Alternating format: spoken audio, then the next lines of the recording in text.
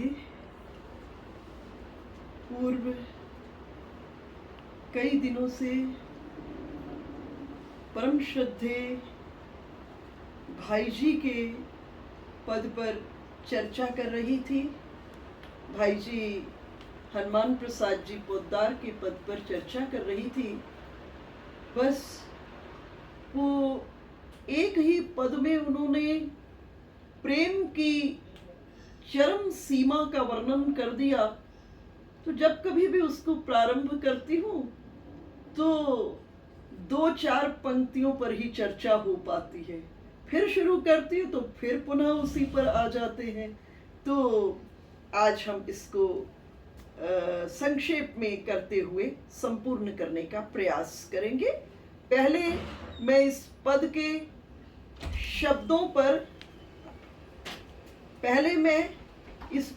शब्दों पर चर्चा करती हूँ। पद को कहती हूँ, हुआ समर्पण प्रभु चरणों में, जो कुछ था सब मैं मेरा। हुआ समर्पण प्रभु चरणों में, जो कुछ था सब मैं मेरा। अग जग से उठ गया सदा को, चिर संचित सारा डेरा। मेरी सारी ममता का अब रहा सिर्फ प्रभु से संबंध। प्रीति प्रतीति सगाई सब ही मिटी, खुल गए सारे बंध। प्रेम उन्हीं में, भाव उन्हीं का, उनमें ही सारा संसार। प्रेम उन्हीं में, भाव उन्हीं का, उनमें ही सारा संसार। उनके सिवा शेष कोई भी न बचा, जिससे हो व्यवहार। उनके सिवा शेष कोई भी बचा ना, जिससे हो व्यवहार। नहीं चाहती जाने कोई मेरी इस स्थिति की कुछ बात। नहीं चाहती जाने कोई मेरी इस स्थिति की कुछ बात। मेरे प्राण प्रियतम प्रभु से भी यह सदा रहे अज्ञात। सुंदर सुमन सरस सुरभित मृदु से, सुंदर सुमन सरस सुरभित मृदु से, मैं नित अर्चन करती। अति गोपन वे जान न जाए कभी, इस डर से डरती। अति गोपन वे जान न जाए कभी, इस डर से डरती। मेरी यह शुचि अर्चा चलती रहे सुरक्षित काल अनंत। मेरी यह शुचि अर्चा चलती रहे सुरक्षित काल अनंत। रहूं कहीं भी कैसे भी, पर इसका कभी न आए अंत। इस मेरी पूजा से पाती रहूं नित्य मैं ही आनंद। इस मेरी पूजा से पाती रहूं नित्य मैं ही आनंद। बढ़े निरंतर रुचि अर्चा में, बढ़े नित्य हो परमानंद। बढ़ती अर्चा ही अर्चा का फल हो, बढ़ती अर्चा ही अर्चा का फल हो। एकमात्र पावन नित्य निरक्ति रहूं रूप में, उनका अतिशय मन भावन। वे ना देख पाए पर मुझको, वे ना देख पाए पर मुझको, मेरी पूजा को न कभी। देख पाएंगे वे यदि, होगा भाव विपर्य पूरन तभी। रह नहीं पाएगा फिर मेरा ये एकांकी निर्मल भाव। रह नहीं पाएगा फिर मेरा ये एकांकी निर्मल भाव। फिर तो नए नए उपजेंगे प्रिय से सुख पाने के चाव। फिर तो नए नए उपजेंगे प्रिय से सुख पाने के चाव। तो अब तक हमने जो चर्चा की थी वो 4 पंक्तियों तक।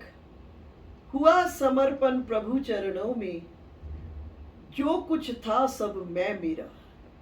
जब प्रभु के चरणों में मैं और मेरा, मैं से अहंकार और मेरे से आसक्ति जन्म लेती है। तो जब अहंकार और आसक्ति दोनों प्रभु के चरणों में समर्पित हो जाती है, तब अग जग से उठ गया सदा को चिर संचित सारा डेरा। जो पूर्व में संबंधों की, विचारों की गति होती है, संबंधों की के कारण जो उलझन होती है, वो सारी की सारी क्षण में खत्म हो जाती है। मेरी सारी ममता का अब रहा सिर्फ प्रभु से संबंध। अब जो भीतर में एक ममता है, देखिए हम सब के भीतर में प्रेम है, हम सब के भीतर में एक भक्ति है, लेकिन उस भक्ति का संबंध संसार में किसके साथ है? हम सब इस जगत में किसी ना किसी के साथ बंधे हुए, किसी ना किसी के साथ बंधे हैं। लेकिन जो पूरे का पूरा ठाकुर जी से बंध गया वो भक्त कहलाया। जो पूरे का पूरा, जिसके जीवन में अन्य किसी के प्रति का बंधन नहीं रहा, केवल एक परमात्मा का बंधन रहा, वो प्रभु का कहलाया।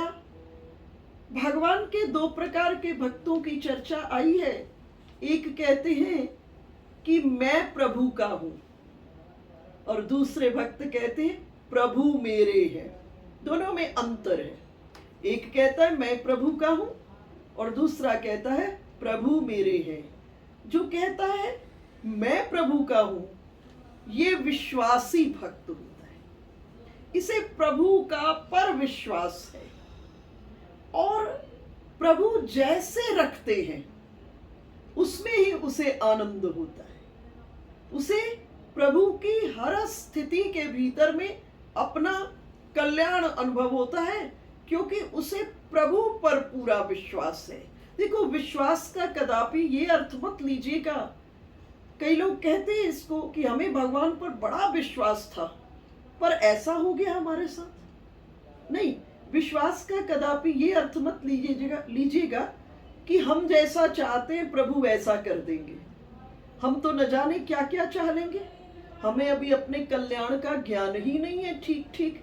इसलिए विश्वास का अंततः अर्थ ये है, प्रभु जो करेंगे उसमें हमारा कल्याण है।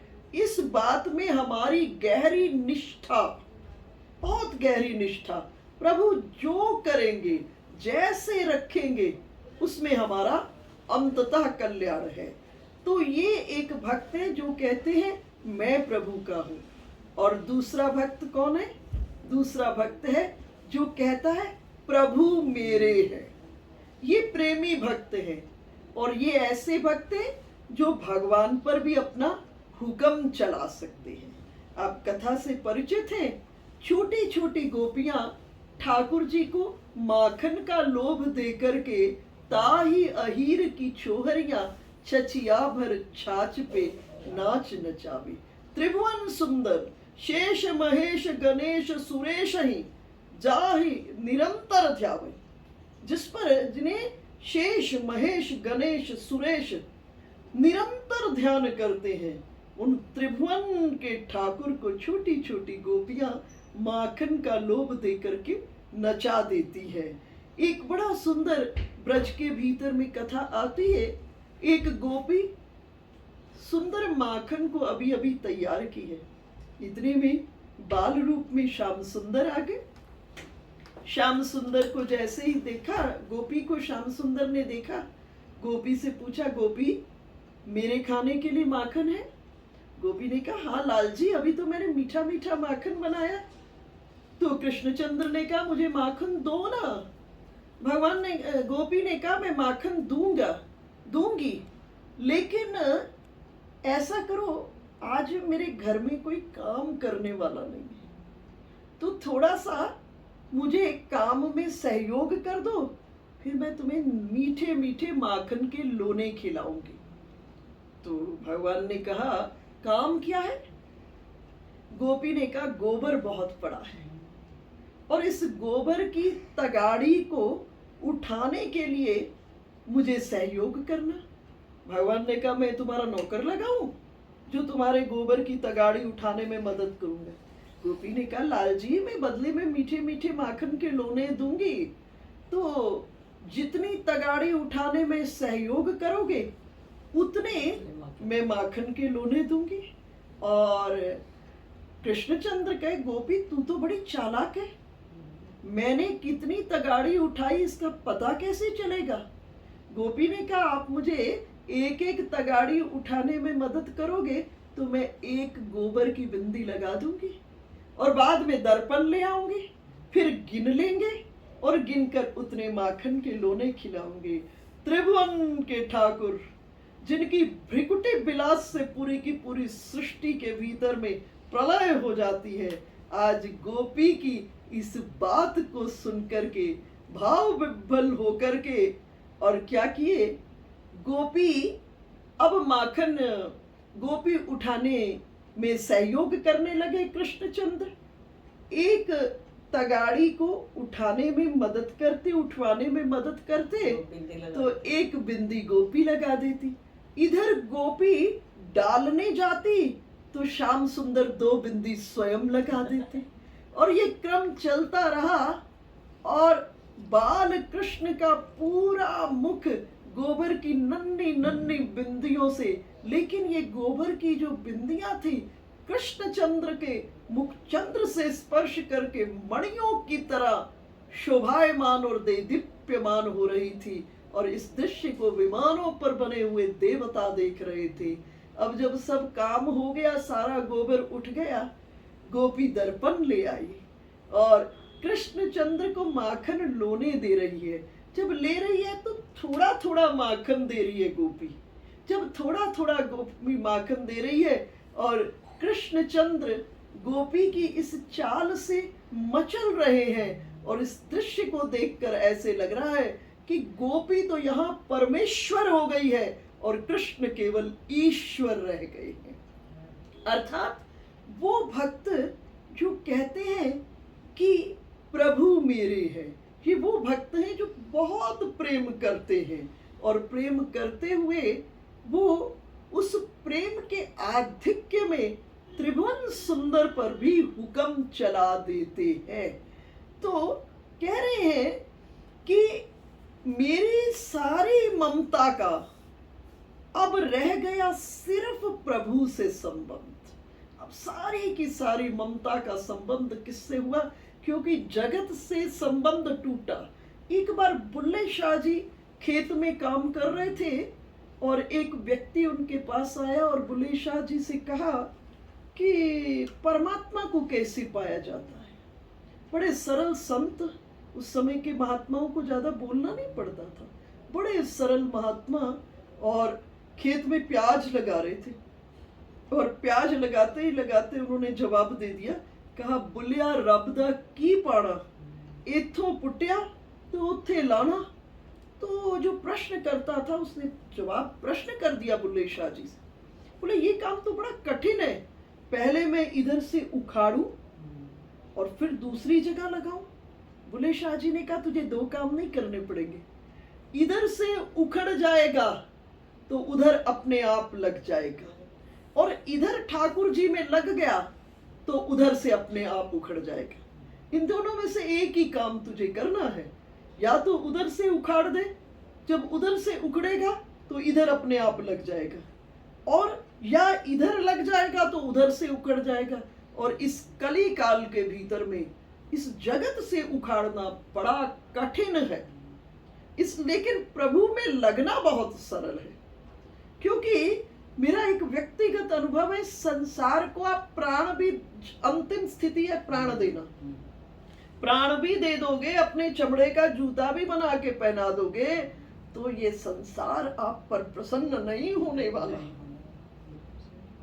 लेकिन ठाकुर जी को झूठ में भी कह दोगे कि प्रभु तुम मेरे हो, प्रभु आगे आकर व्यवस्था आपकी निकाल देंगे। इसलिए प्रभु में हनुमान प्रसाद जी ने बड़ा ढंग से इस पद को, उनका व्यक्तिगत अनुभव था, इसलिए उन्होंने ये नहीं कहा कि पहले संसार से उखाड़ा फिर प्रभु में लगाया।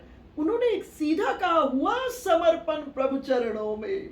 जब प्रभु चरणों में समर्पण हो गया, जो कुछ था सब मैं मेरा, जो समर्पित हो गया, अग जग से उठ गया सदा को। अग जग से उठ गया सदा को, चिर संचित सारा डेरा। पूर्व जन्मों के अनंत जन्मों के कर्म, अनंत जन्मों के कर्म एक क्षण में सारे के सारे जो डेरा बनाए हुए थे, जो डेरा भाई ये संसार क्या है? इस संसार में कोई रिश्तेदार बनकर देने आया है, कोई रिश्तेदार बनकर लेने आया है, कोई संबंधी बनकर सुख देने आया है, कोई संबंधी बनकर दुख देने आया है।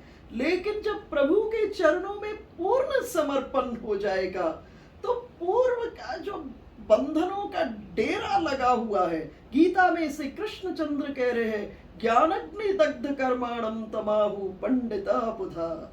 जब ज्ञान अग्नि प्रज्वलित होती है तो पूर्व के जितने भी सद और असद कर्म है वो सारे के सारे भस्म हो जाते हैं। जीव शुद्धाति शुद्ध होकर के प्रभु के प्रेम का पात्र बन जाता है। तो भाई जी ने पद को बड़ा व्यक्तिगत अनुभव से इसको उनके अंतरंग की रचना है, इसलिए उन्होंने ये नहीं कहा कि पहले संसार से उखाड़ा फिर प्रभु में लगाया। उन्होंने कहा हुआ समर्पण प्रभु चरणों में। जब प्रभु के चरणों में समर्पित हो गया तो ये अपने आप घास जो थी ना, कामनाओं की, वासनाओं की, लोकाचार की, प्रभु की प्रेमाग्नि के भीतर में सारी की सारी भस्म हो गई, जल गई और शुद्धाति शुद्ध होकर प्रभु के प्रेम के पात्र बन गए। और अब कहे मेरी सारी ममता का जब प्रभु ने स्वीकार कर लिया, वो भुवन सुंदर ने स्वीकार कर लिया। गोपियां जब उद्धव पहुंचते हैं, गोपियों ने कहा उद्धव सुनो, ये जितनी इंद्रियां उनके सब अपने अपने लालच है। आंख रूप की लालची, कान सुंदर शब्द के लालची, रसना सुंदर स्वाद की लालची, नासिका सुंदर गंध की लालची, हाथ सुंदर स्पर्श के लालची और पांव सुंदर गमनागमन के लालची। और इस त्रिलोकी में कोई ऐसा नहीं है जहां सब लालच एक जगह पूरे हो जाए। ऐसा है ही नहीं इस सृष्टि में।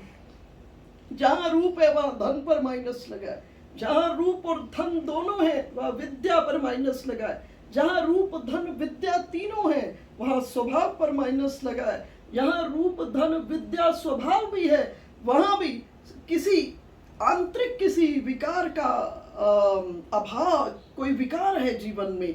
इस जगत में कोई ऐसा नहीं है जहां सब इंद्रियों के लालच एक जगह पूरे हो सके। और गोपियों ने उद्धव को कहा सुनो उद्धव, इत्रषा पुरुष भूषणे न भूषयन्ति हृदयं न शुद्धवा, धिक् तदीय कुलशील यौवनम, धिक् तदीय कुल रूप संपदम।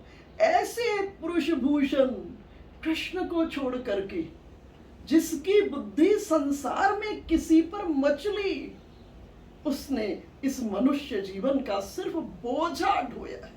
धिक् तदीय कुलशील यौवनम, उसके शील यौवन को धिक्कार है, उसकी रूप और उसकी संपत्ति को धिक्कार है।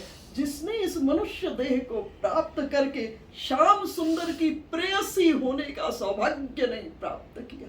तो कहे मेरी ममता का, मेरी सारी ममता का जब प्रभु ने स्वीकार कर लिया, वो भुवन सुंदर ने स्वीकार कर लिया। अरे संसार में कोई साधारण व्यक्ति भी किसी से प्रेम करता है तो उसके मन के भीतर में उसके प्रति बड़े सद्भाव सुंदर हो जाता है। यह भुवन सुंदर ने अपने धाम में स्वीकार कर लिया तो कहा क्या होगा, मेरी सारी ममता का। जो अंतरंग में एक ममता है, उस ममत्व का संबंध किससे हो गया? प्रभु से हो गया। प्रीति प्रतीति सगाई सब ही मिटी, प्रीति प्रतीति सगाई सब ही मिटी, खुल गए सारे बंध। बोले प्रीति, प्रतीति और सगाई, है ना। जगत के भीतर में गोस्वामी जी महाराज मानस में बड़ा सुंदर कहते हैं, जाने बिनु ना होई प्रतीति। जब तक किसी को जानते नहीं तो प्रतीति नहीं होती है। प्रतीति का अर्थ है अच्छे से जान लेना। और जब तक प्रतीति नहीं होती तब तक प्रीति नहीं होती, है ना। जब उसके स्वरूप को जान लेते हैं तब हमारी क्या हो जाती है, उसमें प्रीति हो जाती है। और जब प्रीति हो जाती है तो हमारी उसके अंदर भक्ति हो जाती है। अर्थात हम उसे अपने जीवन में स्वीकार करने लग जाते हैं। भक्ति का अर्थ है स्वीकार करना। पूर्णता में जब स्वीकार करते हैं तो वो परमात्मा की ओर हो जाती है। तो कह रहे हैं प्रीति प्रतीति सगाई सब ही मिटी। बोले जब भुवन सुंदर ने स्वीकार किया संसार के प्रति की प्रीति प्रतीति सगाई, सगाई का अर्थ क्या? संबंध का निर्माण करना। संसार में सगाई होती है, में संबंध पक्का हो गया। संसार के पटल की प्रीति प्रतीति और सगाई सब ही मिटी। खुल गए सारे बंध, सारे जिन जालों से बंधे हुए थे, जिन बंधनों से बंधे हुए थे, वो सारे के सारे बंधन खत्म हो गए। दो का ही बंधन है इस जगत का, एक मैं का बंधन है, एक मेरे का बंधन है। जब ठाकुर जी स्वीकार कर लेते हैं तो मैं और मेरे दोनों का बंधन खत्म हो जाता है। आगे कह रहे हैं प्रेम उन्हीं में, जब उन्होंने स्वीकार कर लिया अद्भुत कृपा, तो प्रेम उन्हीं में भाव उन्हीं का, उनमें ही सारा संसार। प्रेम भी अब उनसे, अब भाव भी उनका, और जो हमारा सारा संसार है वो किस में हो गया? ठाकुर जी के भीतर में हो गया। और उनके सिवा शेष कोई भी बचा ना जिससे हो व्यवहार।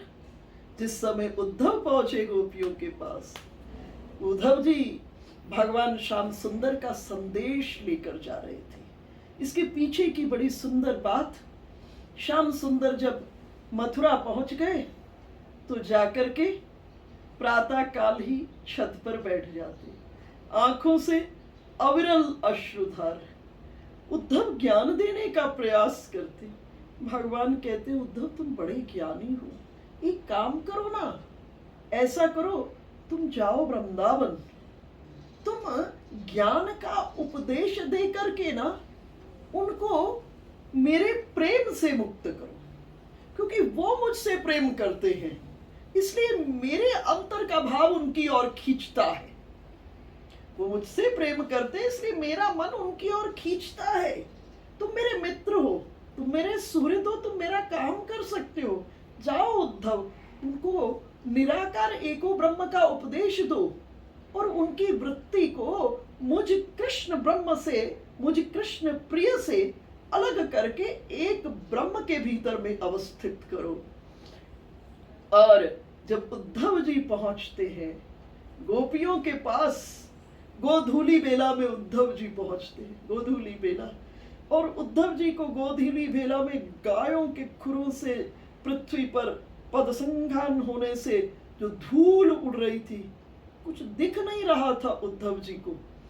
और जब उद्धव जी पहुंच जाते हैं नंद यशोदा के यहाँ, और नंद यशोदा के दिव्य भाव को देखते हैं और गोपियों के दिव्य भाव को देखते हैं, और देखने के बाद गोपियों को उपदेश करने लगते हैं कि गोपियों, कृष्ण नंद यशोदा का पुत्र नहीं है, वो अजन्मा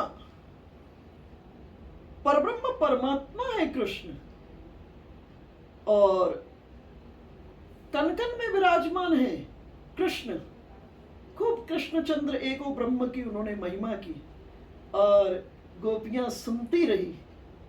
और गोपियों ने कहा, अच्छा उद्धव जी, श्याम सुंदर ने हमारे लिए भी कोई संदेश भेजा? उद्धव जी के हाँ, संदेश भेजा है। उन्होंने कहा हमारा तुम्हारा पुनः मिलन होगा। गोपियां पक्की खिलाड़ी थी।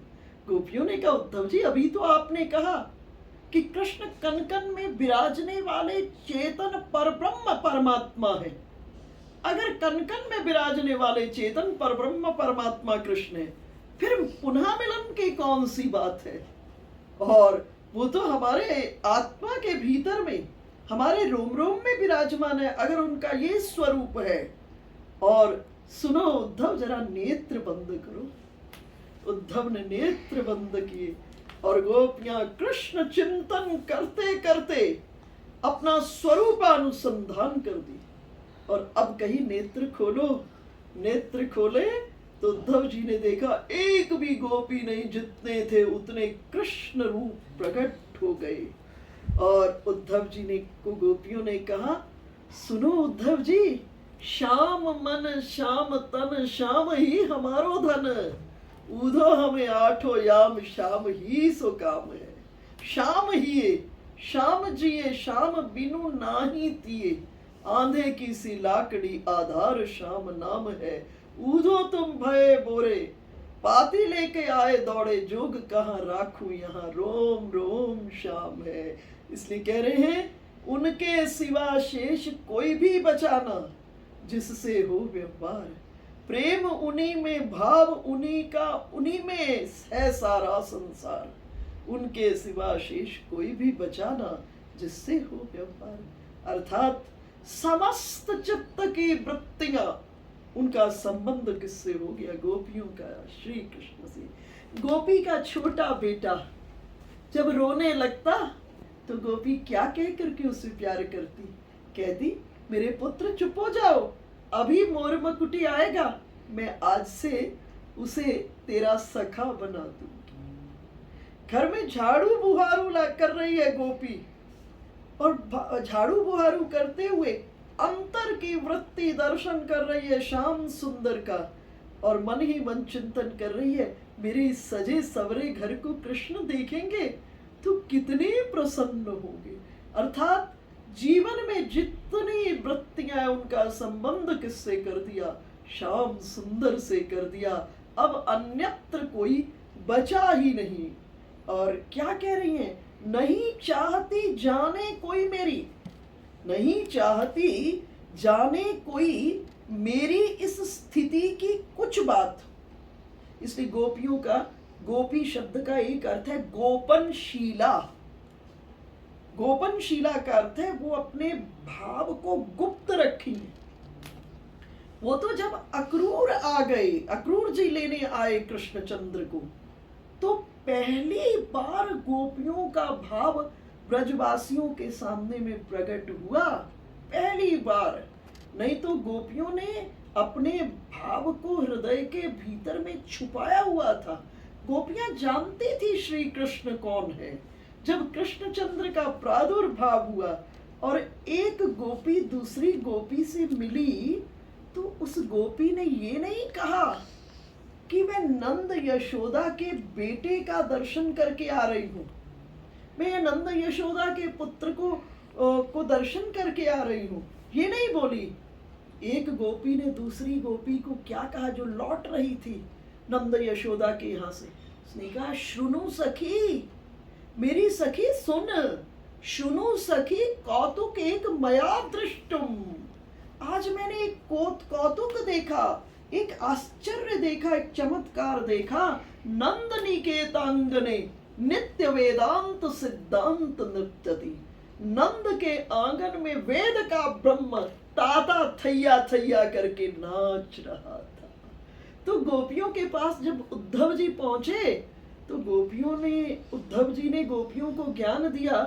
तो गोपियों ने कहा, सुनो उद्धव जी, तुमने कृष्ण को किताबों में पढ़ा है, हमने कृष्ण को जीवन में बरता है। हम केवल नाच ही नहीं है, उस भुवन सुंदर को हमने नचाया भी बहुत है। तो कह रहे हैं, नहीं चाहती जाने कोई मेरी इस स्थिति की कुछ बात। गोपनशीला, अपने प्रेम को अपने हृदय में छुपा के रखी। जब रास के समय श्याम सुंदर की बंसी बजी, गोपियां जाने लगी बंसी की ध्वनि कैसी थी। गोपियों को चारों पुरुषार्थ धर्म अर्थ काम मोक्ष से खींच कर पंचम पुरुषार्थ कृष्ण के पास ले जा रही थी। उस समय प्रत्येक गोपी श्री कृष्ण के प्रेम का चिंतन करती हुई लुकती छिपती दूसरी गोपी से, कि कहीं दूसरी को पता ना चल जाए। गोपनशीला, अपने भाव को गुप्त रखी है, क्योंकि प्रेम जो है ये सबसे कीमती रतन है। हमारे गुरुजी कहते थे कि तुम्हारे प्रेम पर संसारिकों की कभी दृष्टि नहीं पड़नी चाहिए। जैसे कंजूस व्यक्ति अपने धन को अपनी तिजोरी में रखकर ताला लगा के बराबर चिंतन करता है, तो कहते थे आपका जो प्रभु के प्रति का प्रेम है वो हृदय में गुप्त रहना चाहिए। उस पर संसारिकों की नजर नहीं पड़नी चाहिए, नहीं तो इस प्रेम को नजर लग जाती है। ये गुप्त होना चाहिए। गोस्वामी जी महाराज भी मानस में कहते हैं, योग युक्ति तप मंत्र प्रभाव फुलई फरई जब करई तुराऊ। बोले योग युक्ति तप और मंत्र, ये इनको गुप्त रखना चाहिए। कब फूलते हैं, कब फैलते हैं, इनकी बेली कब फैलती है? बोले इनकी बेल तब फैलती है जब ये गुप्त हो, ये इस पर दुनिया की नजर ना पड़े, ये छुपा के रखो। मीरा ने भी तो कहा, असुवन जल सींची सींची प्रेम बेली बोई। मैंने इसे साधारण हैंडपंप के पानी से नहीं सींचा, मैंने आंसुओं के जल से सींचा है, और अब तो बेली फैल गई, आनंद फल हुई। अब बेली फैली है, और अब क्या है? अब आनंद है। क्यों? क्योंकि मीरा की सारी मैं और मेरे के प्लेटफॉर्म के संबंध किससे हो गए थे? गिरधर से हो गए थे। और जब मीरा इस प्रेम में डूबी, तो आप सोचिए उस समय में राजपूत घराने की पुत्र वधू कितने प्रतिबंध होंगे उस समय में। और उसके बाद भी उनके जो देवर थे, राणा की गद्दी पर बैठे थे, वो बड़े क्रूर स्वभाव के थे। मीरा के पति तो परम भक्त थे। मीरा के पति का बहुत बड़ा समर्पण रहा कृष्ण भक्ति में मीरा की। मीरा उस ऊंचाई तक पहुंची, यूं तो पूर्व जन्मों के संबंध थे, लेकिन भोजराज का जो समर्पण है वो अविस्मरणीय है, अद्भुत। उतना समर्पण नहीं हो पाता तो मीरा नहीं उस ऊंचाई तक। यूं तो प्रभु की स्वीकार करने की बात है, लेकिन व्यवहारगत अगर इस पर विचार किया जाए, आप सोचो उस जमाने के भीतर में राजपूत परिवार की एक पुत्र वधू महलों से निकलकर नाचती नाचती मेवाड़ से द्वारिका में पहुंच। कोई सरल बात नहीं है, द्वारिका पहुंच गई। और जब मीरा द्वारिका पहुंच गई तो इधर से राणा की गद्दी पर दूसरे राणा बैठे। देवर के जाने के बाद राणा की गद्दी पर दूसरे राणा बैठे, और उनको खबर हुई कि हमारे परिवार में, हमारे कुल में बड़ी तपस्विनी मीरा हुई, और वो महलों को छोड़ करके द्वारिका चली गई है। और तब से मेवाड़ में अनेकों प्रकार के उत्पात और उपद्रव होने लगे। तो उन्होंने 4 आचार्यों को बुलाया, विद्वानों को बुलाया, आचार्यों को, पंडितों को बुलाया, और कहा जाओ सम्मान से मीरा को वापस मेवाड़ ले आओ। और लेकर के पहुंच गए। उस समय मीरा के साथ एक सखी रहती थी जिसका नाम ललिता था, और ललिता ने जाकर मीरा को संदेश दिया, मेवाड़ से निमंत्रण आया है आपके लिए, आमंत्रण आया है, आपको पुनः बुलाया है। मीरा ने कहा, मेवाड़ से हमारा कुछ संबंध ही नहीं रहा, इसकी वापस जाने का तो कोई प्रश्न ही नहीं उठता है। तो वो जो आचार्य थे वो अनशन कर दिए। 5 दिन बीत गए। जाके ललिता ने समझाया मीरा को, कहा मीरा जिद नहीं करो, कहीं ऐसा ना हो कि इन ब्राह्मणों में से एक आध की मृत्यु हो जाए तो तुम्हें ब्रह्महत्या का अपराध लग जाएगा, इसलिए जिद नहीं करो, एक बार मेवाड़ हुआ।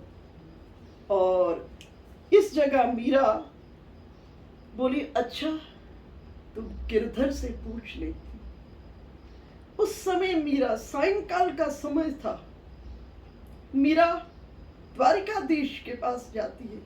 इधर सागर के अपार जल राशि में एक एक जल के अणु के भीतर में मीरा को कृष्ण रूप का दर्शन होने लगा। मीरा ने बड़ी सुंदर बात कही। मीरा ने कहा, दोनों में से जो पसंद हो वो कर लो, या तो मुझे अपने पास रख ले या तू मेरे साथ चल दे।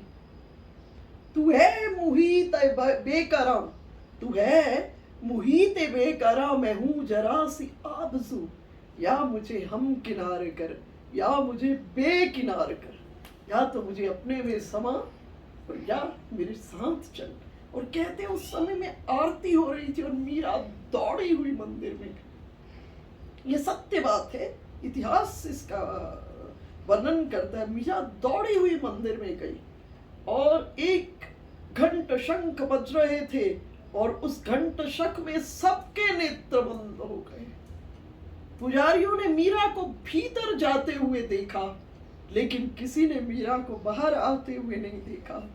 बहुत समय आरती होती रही और आरती के बाद हुआ मीरा कहाँ गई, तो देखा जगत प्रतीति हेतु दियो चुनरी चीर छी, और श्याम सुंदर के विग्रह से मीरा की चुनरी का एक छोर लटक रहा था। अर्थात जब संबंध परब्रह्म परमात्मा से हो जाता है तो उसके बाद पूर्व जो है वो सर्व खत्म हो जाता है। जो वर्तमान है उसका पूर्ण संबंध प्रभु से हो जाता है। तो गोपी कह रही है, नहीं चाहती जाने कोई मेरी इस स्थिति की कुछ बात, मेरे प्राण प्रियतम प्रभु से भी यह सदा रहे अज्ञात। मेरे प्राण प्रियतम प्रभु से भी यह सदा रहे अज्ञात। देखो प्रेम जो है ना वह अज्ञात से ही संभव है। दो चीज प्रेम की विशेषता, एक तो प्रेम वर्तमान का विषय है और दूसरा प्रेम अज्ञात से ही संभव है। संसार का प्रेम क्यों नहीं टिकता है? क्योंकि जिसको भी आप जान लेते हो प्रेम खत्म हो जाता है, और परमात्मा को कभी हम जान ही नहीं सकते। जितना करीब जाते हैं कोई और रहस्य, जितना करीब जाते हैं कोई और रहस्य, जितना करीब उनकी कृपा को भी अनुभव करते हैं फिर कोई और रहस्य आ जाता है। पूरा पूरा उनको हम कभी जान नहीं सकते, इसलिए उनके प्रति का प्रेम सदा बना रहता है। और भक्त क्या करता है, अपने उस प्रेम को अपने हृदय की मंजूषा के भीतर में समेट के रखता है। अपने प्रेम को अपने हृदय की मंजूषा के भीतर में, पेटी के भीतर में समेट के रखता है। इसलिए गोपियों के लिए जो शब्द प्रयोग हुआ गोपनशीला, वो अपने प्रेम को सदा छुपा के रखी है कि संसार की दृष्टि उनके प्रेम पर पड़ न जाए। तो मैं चर्चा कर रही थी कि एक गोपी जानती है कृष्ण कौन है, जानती है। गोपियां भागवत महापुराण में दो प्रकार की गोपियों की चर्चा आई है, एक स्वयं सिद्धा और दूसरी साधन सिद्धा। जो स्वयं सिद्धा है वो भगवान के बैकुंठ से आई है, भगवान की इस लीला में सहयोग करने के लिए।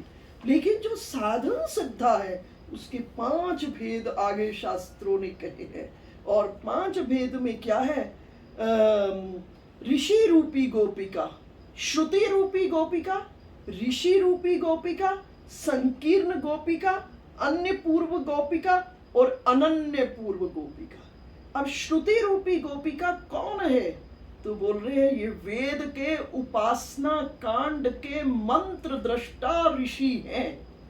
वेद के अंदर 16,000 उपासना कांड के मंत्र हैं और उन मंत्रों के मंत्र दृष्टा ऋषि हैं। वेद के मंत्र प्रकट हुए और जिन जिन ऋषियों ने उनका दर्शन किया उनके नाम पर वो मंत्रों को शास्त्रों ने कहा है। तो वेद में 3 कांड, कर्म कांड, ज्ञान कांड, उपासना कांड। तो उपासना कांड अर्थात भक्ति। तो भक्ति के जितने मंत्र दृष्टा ऋषि हैं ये भी पहुंचे भगवान के पास और भगवान को कहे, प्रभु एक ऋचा कहती है आप ऐसे हो, लेकिन दूसरी कहती है आप ऐसे हो, तीसरी कहती है आप ऐसे हो, आप ठीक ठाक हो कैसे? आप ठीक ठाक कैसे हो, पूरे पूरे कैसे हो? भगवान ने कहा मैं अवतार लेकर ब्रज में पधार रहा हूं, आप सब भी ब्रज में जन्म लो और तब मेरी सगुण साकार लीलाओं का दर्शन करोगे, आपको समझ आ जाएगा कि मैं पूरा पूरा कैसे हूं। इसलिए एक कैटेगरी है श्रुति रूपी गोपिकाएं, ये वेद के उपासना कांड के मंत्र दृष्टा ऋषि हैं। दूसरे है ऋषि रूपी गोपिका। ये कौन है? बोले बड़े बड़े विश्वामित्र, पराशर, देवल, चमस, करभाजन आदि। इन्होंने इतनी साधनाएं की लेकिन मन से कामादिक दोष नहीं गए। भगवान के पास आए कि प्रभु इतनी साधना के बाद भी कामादिक दोष नहीं गए, प्रभु अब क्या करें? भगवान ने कहा मैं अवतार लेकर ब्रज में पधार रहा हूं, तुम सब भी जन्म लो और मेरी सगुण साकार लीलाओं का दर्शन करते हुए तुम्हारे कामादिक दोष खत्म हो जाएंगे। तो ये है ऋषि रूपी गोपिका। तो मैं चर्चा कर रही थी गोपनशीला। जानते हैं कृष्ण कौन है, लेकिन कृष्ण को जानती है और अपने प्रेम को भी जानती है, परंतु अपने प्रेम को गुप्त रखती है। और इतना देखो, प्रेम का एक लक्षण होता है, जिससे हम प्रेम करते हैं उससे हम बड़े सुकोमल होते हैं, उसमें लाख अवगुण हो, हमको अवगुण नहीं दिखाई देता। क्यों? क्योंकि उस प्रेम का एक लक्षण है सुकोमलता। हम जिससे प्रेम करते हैं उसमें दोष दिखता ही नहीं। देखो, दो शब्द है, एक है राग और द्वेष। इस संसार में कोई ऐसा नहीं है कि जिसमें दोष नहीं हो, ऐसा कोई नहीं है, और जिसमें गुण ना हो। बड़े से बड़े क्रिमिनल के अंदर, बड़े से बड़े, सब में कोई ना कोई गुण होता है, कोई ना कोई दोष है। क्योंकि मानस में गोस्वामी जी महाराज कह रहे हैं, विधि प्रपंच गुण अवगुण साना। ये विधि का प्रपंच है, गुण और अवगुण से सनी हुई सृष्टि है।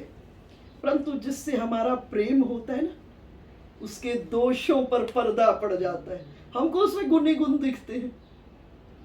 लेकिन जिससे हमारा द्वेष होता है, उसके गुणों पर पर्दा पड़ जाता है, उसके हमको दोष ही दोष दिखाई देते। ऐसा नहीं कि उसके अंदर गुण नहीं है, उसके अंदर भी बहुत गुण है ना।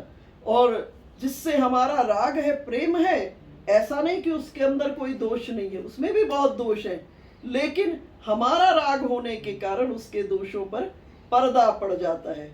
तो गोपियों का प्रेम है, जानती है कृष्ण कौन है, परब्रह्म परमात्मा अवतार लेकर के आए हैं। तो प्रेम है गोपियों का, हाँ, प्रेम है गोपियों का। और गोपियों का प्रेम होने के कारण जानती है कृष्ण कौन है। गोपियों ने अपने प्रेम को गुप्त रखा है, और गुप्त ही नहीं रखा, परब्रह्म के लिए क्या विशेषण प्रयोग कर दिया, चोर जार शिखामणि। ये चोर, और चोर नहीं, चोरों के सरदार है। क्योंकि लीला को भी आगे जानती है क्या होने वाला है। गोपियां जानती है आगे क्या होने वाला है, कंस के अत्याचार होने वाले हैं, और जानती है कृष्ण भी कौन है। और प्रेम का लक्षण सुकोमलता होने के कारण अपने प्रेम को छुपा के रखती हैं, बस अपने हृदय के भीतर। देखो, प्रेम की विशेषता क्या है। जब प्रेम जीवन में होता है, किसी से हो जाए, आपको व्यक्तिगत बड़ा आनंद मिलता है, व्यक्तिगत रस मिलता है, व्यक्तिगत सुख मिलता है। वो रस ऐसा होता है। देखो, कृष्ण कहाँ गए थे, मथुरा ही तो गए थे। एक 12 किलोमीटर, उस समय तो यमुना थी, एक यमुना थी ना। कभी कृष्ण गए गोपियों के पास, ना गोपियां कभी गई कृष्ण के पास, कभी ब्रजवास। आप दूर छोड़िए, चित्रकूट कितना दूर था अयोध्या से। भरतलाल जी के पास सर्व सामर्थ्य थी, लेकिन भरतलाल जी कभी श्री राम से मिलने के लिए चित्रकूट जी नहीं गए। राम जी की तो वहां विवशता थी, वो तो आ नहीं सकते थे, लेकिन भरत तो बार बार जा सकते थे।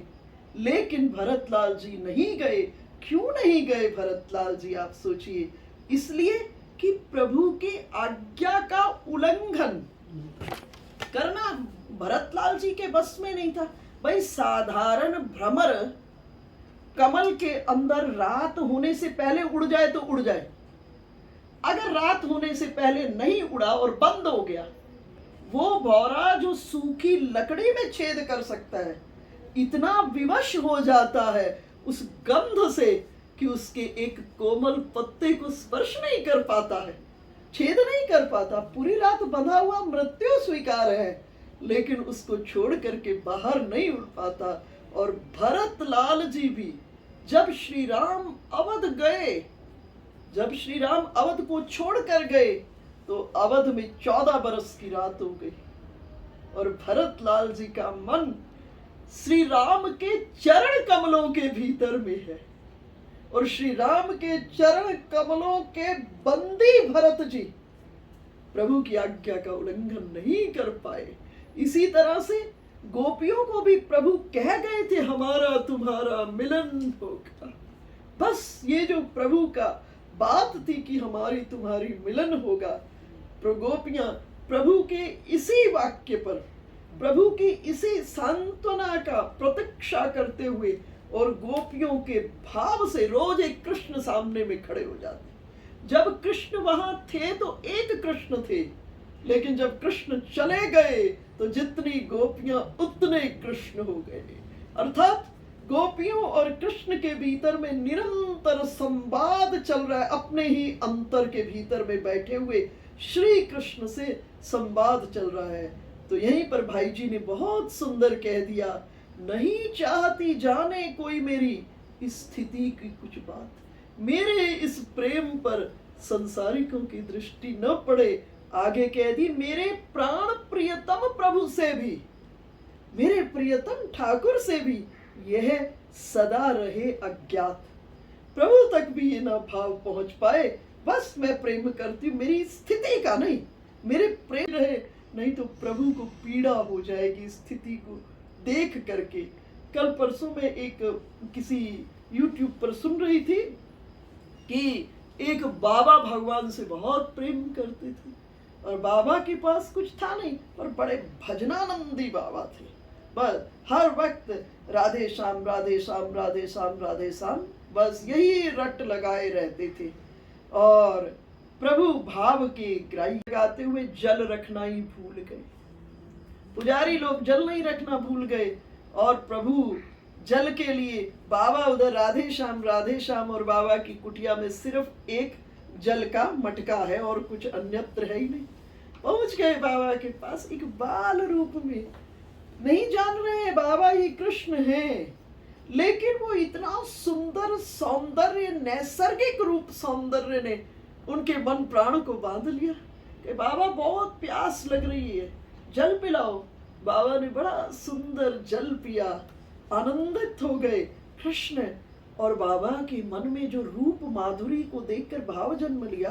बाबा ने कहा, इतनी रात को आए हो, अब इस रात में मैं अकेले नहीं जाने दूंगा, मैं छोड़ के आऊंगा, जहां तुम्हारा घर है मैं छोड़ के आऊंगा। और बाबा साथ साथ आगे आगे ठाकुर जी राधा रमन जी पहुंचे और बाल कृष्ण अदृश्य हो गए। अब बाबा को समझ आया ये छोरा और कोई नहीं था, ये तो मेरा लाला श्याम सुंदर, मैं जिसको दुलारती हूँ।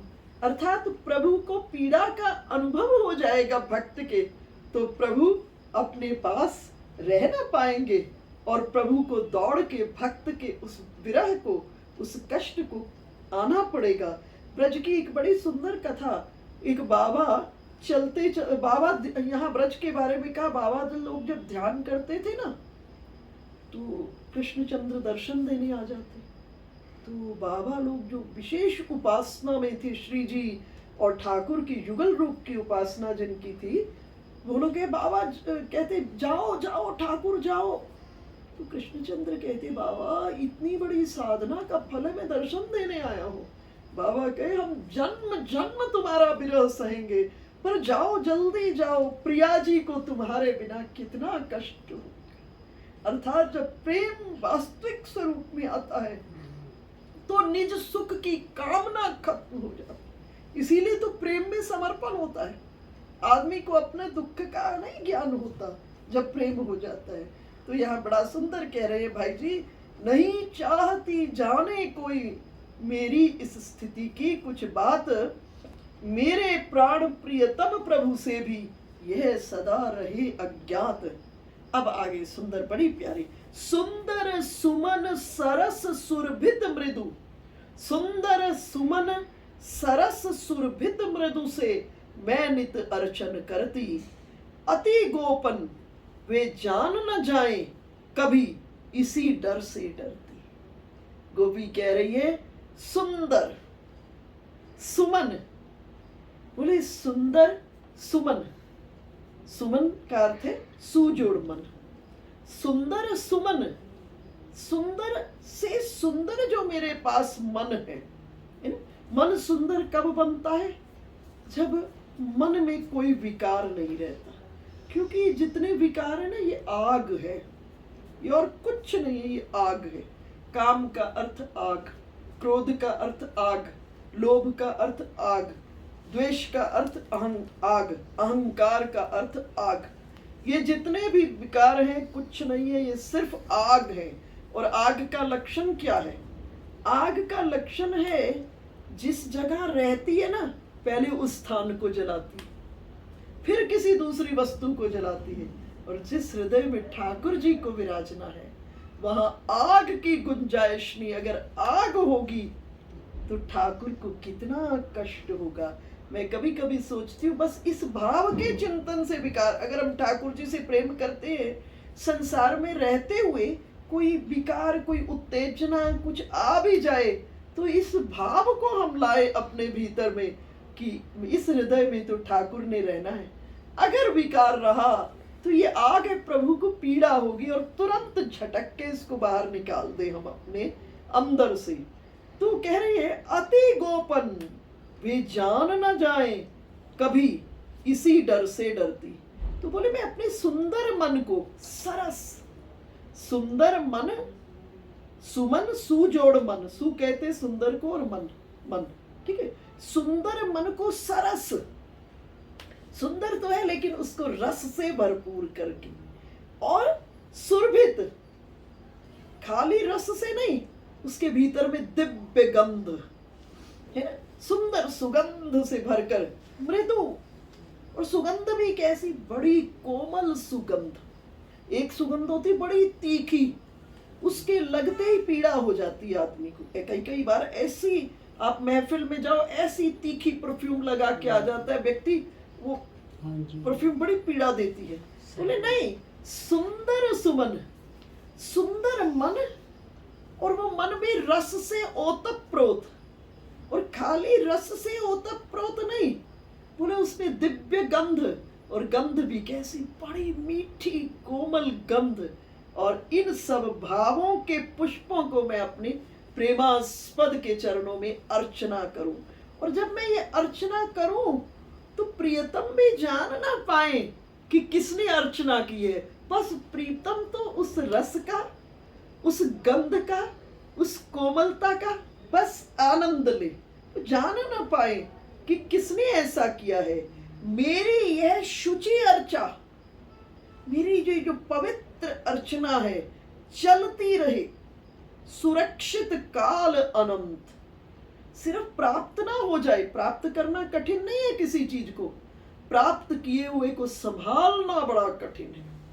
प्राप्त किया हुआ तब संभलता है जीवन में जब विवेक आ जाता है प्रभु के चरणों से, उनकी कृपा आश्रय से विवेक आता है, तब प्राप्त होता है।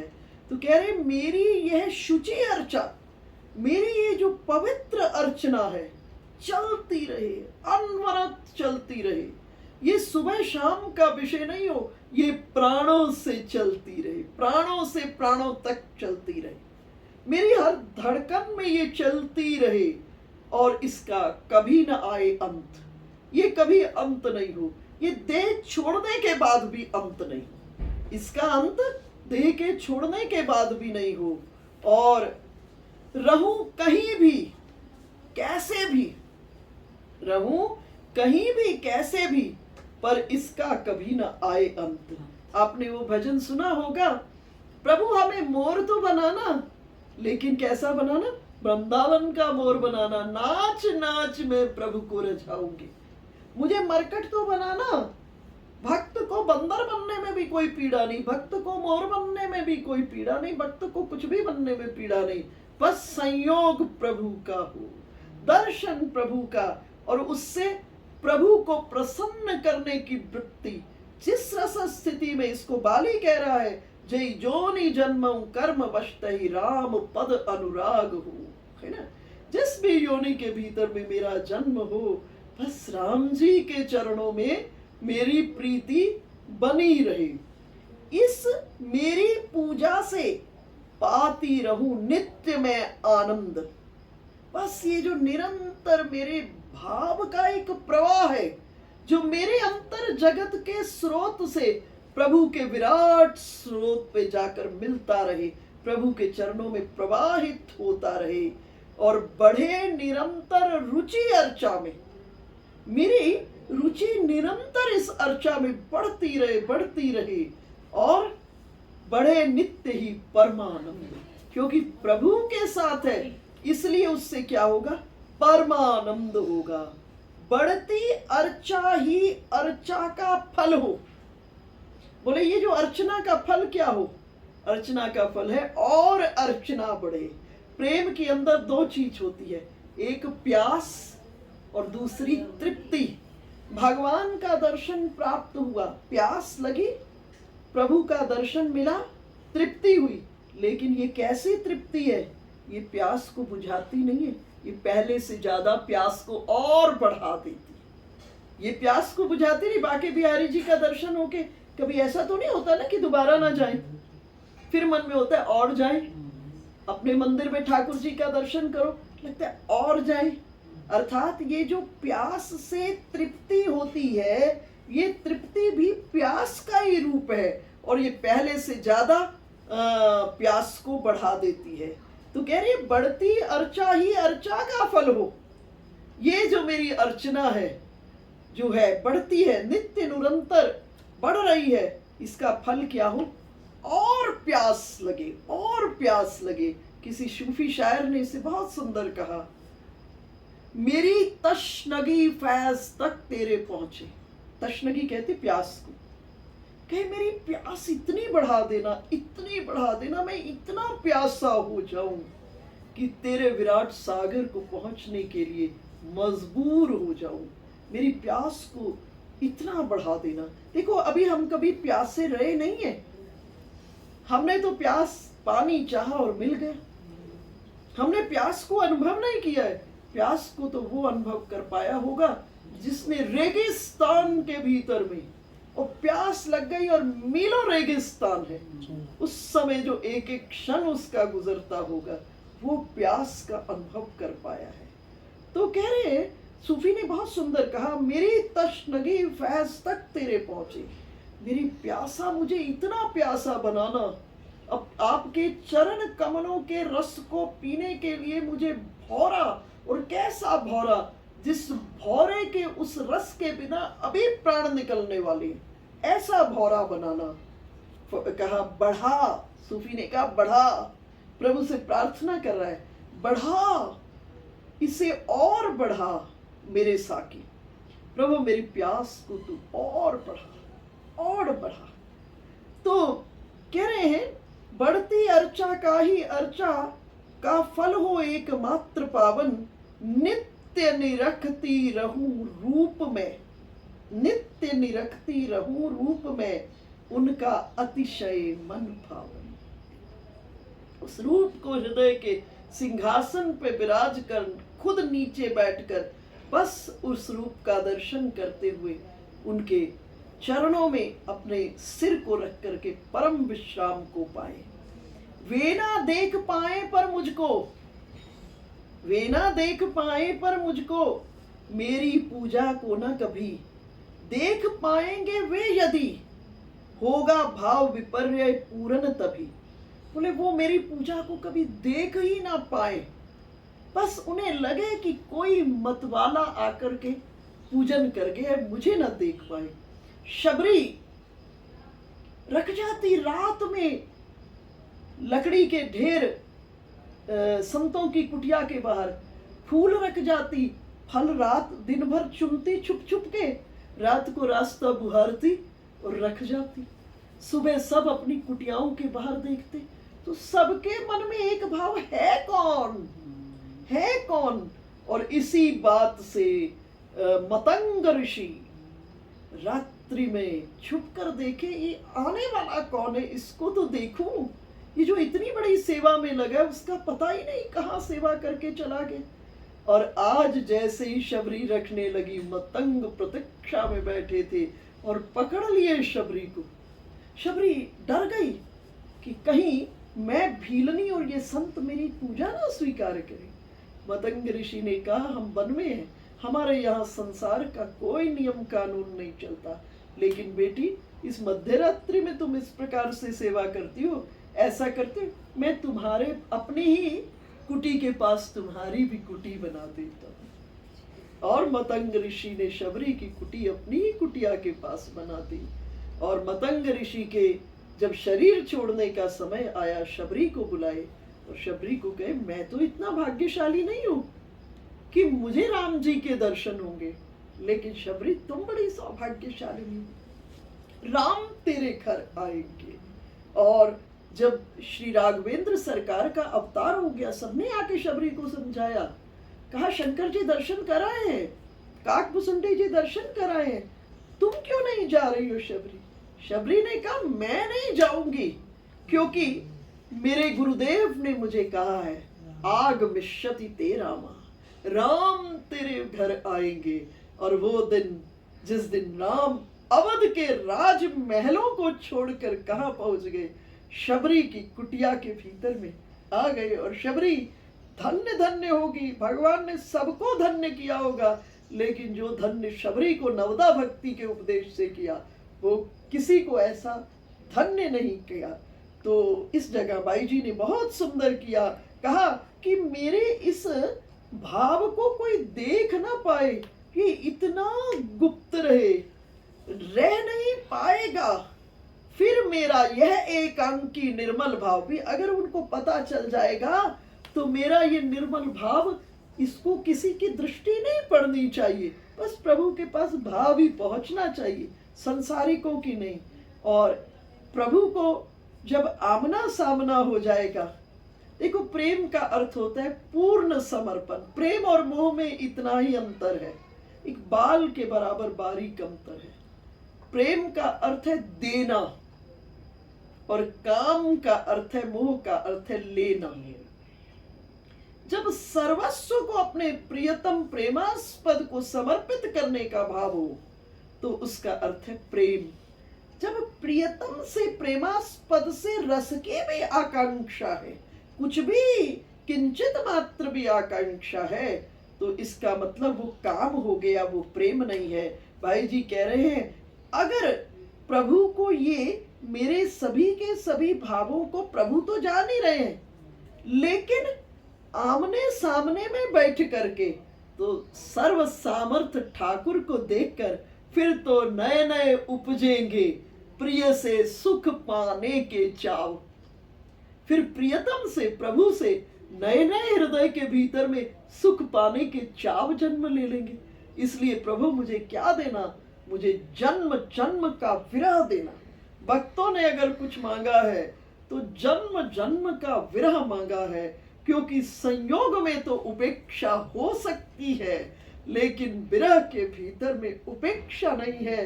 विरह में प्रतिपल प्रेमास्पद रहते हैं। जब कृष्ण वहां थे तो जमुना का किनारा इतना कृष्णमय नहीं था। जब कृष्ण अंतर ध्यान हो गए रास लीला में से, जमुना के एक एक बालुका राशि से कृष्ण कृष्ण प्रतिध्वनित होने लगा, और गोपियां भूल ही गई कि गोपी पना गोपी का पूछ गया, मैं गोपी हूं, ये विस्मृत हो गया, देह विस्मृत हो गई गोपियों को। और अब कौन बचे, कृष्ण ही कृष्ण बचे। और जब कृष्ण ही कृष्ण बचे, और ऐसे स्थिति में गोपी क्या बोल उठी, कृष्णो हम कृष्णो हम कृष्णो हम, अर्थात गोपी पना पुछ गया, कृष्ण ही कृष्ण, और दिव्याति दिव्य आनंद होने लगा। बोलिए कृष्णचंद्र भगवान की जय।